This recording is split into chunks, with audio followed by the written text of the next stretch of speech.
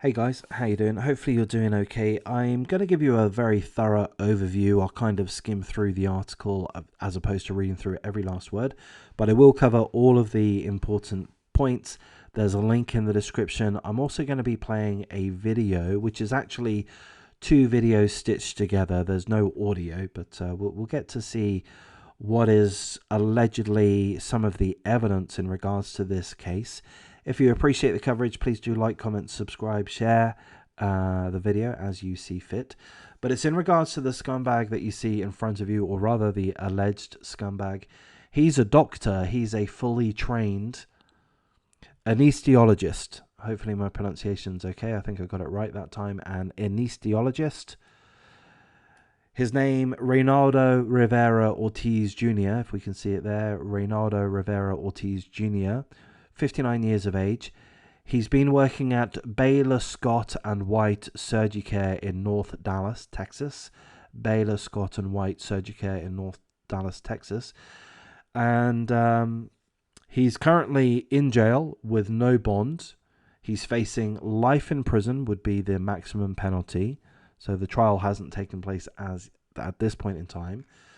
But he's accused of having allegedly injected poison nerve agents, notably a particular nerve agent called bupivacaine.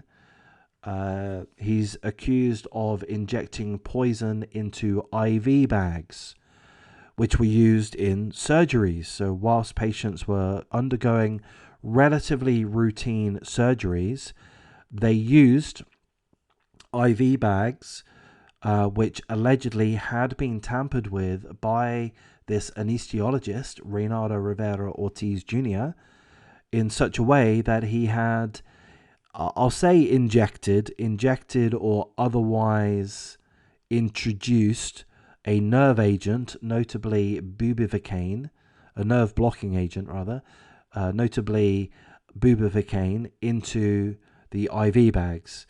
Now, this led to a dozen emergency incidences in which, during routine surgeries, patients suffered cardiac arrest. Now, in all but one incident, the medical personnel were able to stabilize the patients concerned.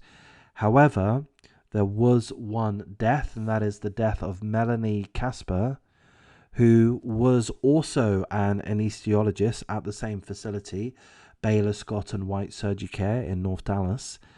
And the anesthesiologist Melanie Casper died on June the 21st.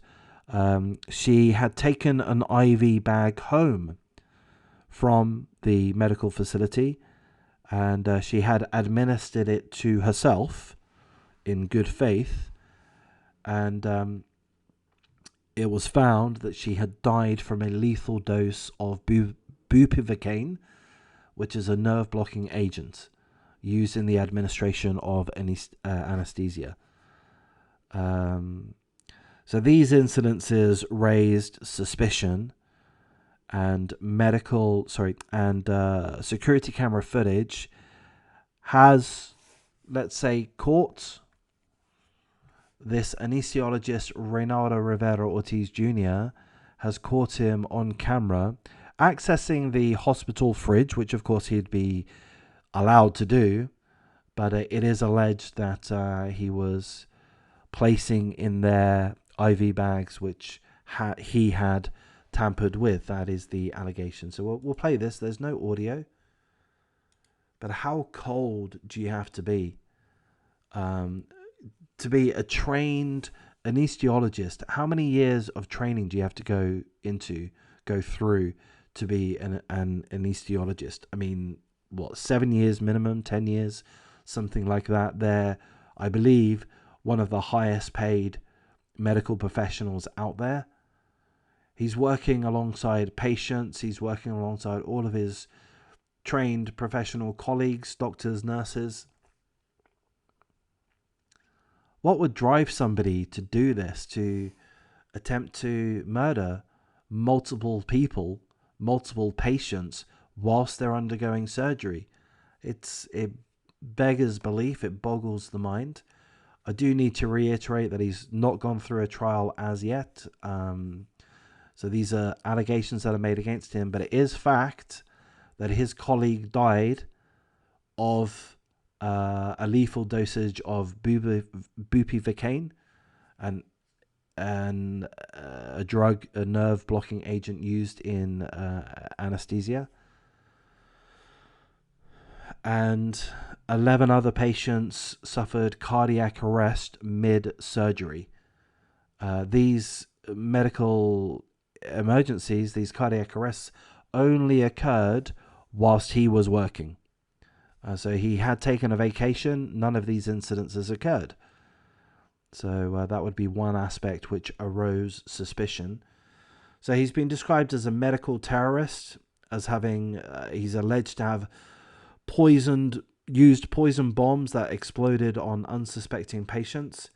And that's pretty much all of the information that we have. So I hope the investigation continues. I hope they are able to get more evidence. I'm not sure if this would be enough evidence. So hopefully they are able to get more evidence. I'm sure they will. He's being held without bail. He's facing life in prison, and rightfully so. Not the death penalty. Come on, Texas. Why not give him the death penalty if he's guilty? But anyway, I'm going to wrap things up at this point. If you appreciate the coverage, please do like, comment, subscribe, share the video as you see fit, and take care.